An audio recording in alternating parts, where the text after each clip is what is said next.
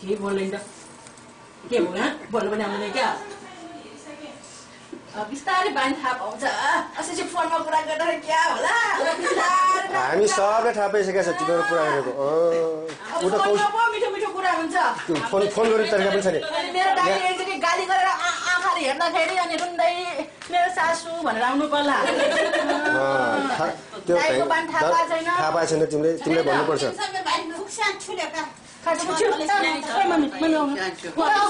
यहाँ सुन्न फोन गरेर पनि टोयलेटमा कौसीमा भान्सामा लुकी पनि